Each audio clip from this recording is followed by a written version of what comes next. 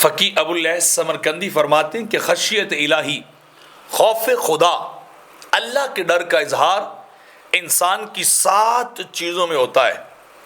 7 چیزوں سے پتہ چلتا ہے کہ یہ بندہ اللہ کا خوف رکھتا ہے، یہ اللہ سے ڈرتا ہے۔ اگر وہ 7 چیزیں درست ہوں اور وہاں اس کا اظہار ہو تو سمجھ لیجئے کہ وہ بندہ واقعی اپنے خدا سے ڈر رہا ہے۔ اور اگر وہ 7 چیزوں کے اندر کوئی چیز ایسی نہ ہو جو خوف خدا پر دلالت کرنے والی ہو تو پھر سمجھ لیجئے کہ وہ زبانی تو باتیں کرتا ہے، عملی طور پہ کچھ نہیں کرتا۔ تو آپ فرماتے ہیں کہ پہلا زبان، دوسرا پیٹ ہے، تیسری آنکھ، چوتھا ہاتھ، پانچویں پاؤں، چھٹا دل اور 7 اطاعت۔ یعنی انسان کی زبان، انسان کا پیٹ، انسان کی آنکھ، انسان کے ہاتھ، پاؤں اور دل، یہ کیا ہوں؟ یہ کبھی بھی اللہ کی نافرمانی کرنے والے نہ ہوں، زبان سے غیبت نہ ہو، کسی کے بارے میں شکوہ نہ ہو، جھوٹ نہ ہو، بد کلامی نہ ہو، تلاوت قرآن ہو، اللہ کا ذکر ہو، رب ہو، تو پھر انسان واقعی اللہ سے ڈرتا ہے۔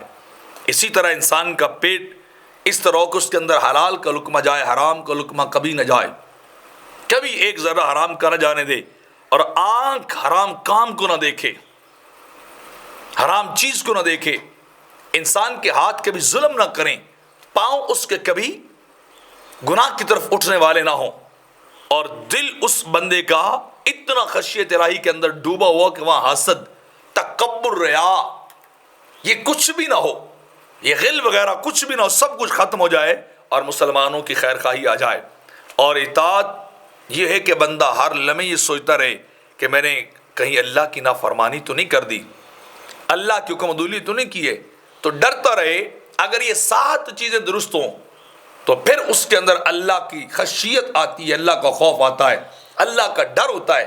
اور اگر اس کے ہاتھ اللہ کی اطاعت میں نہ چلیں، پاؤں نہ اٹھیں، نگاہ حرام دیکھتی ہو، زبان جھوٹ بولتی ہو، تو یہ سارے کام اللہ کی خشیت الہی سے نکل جانے والے کام ہیں۔ وہ بندہ پھر نفس کا بندہ ہوتا ہے، خدا کا بندہ نہیں ہوتا۔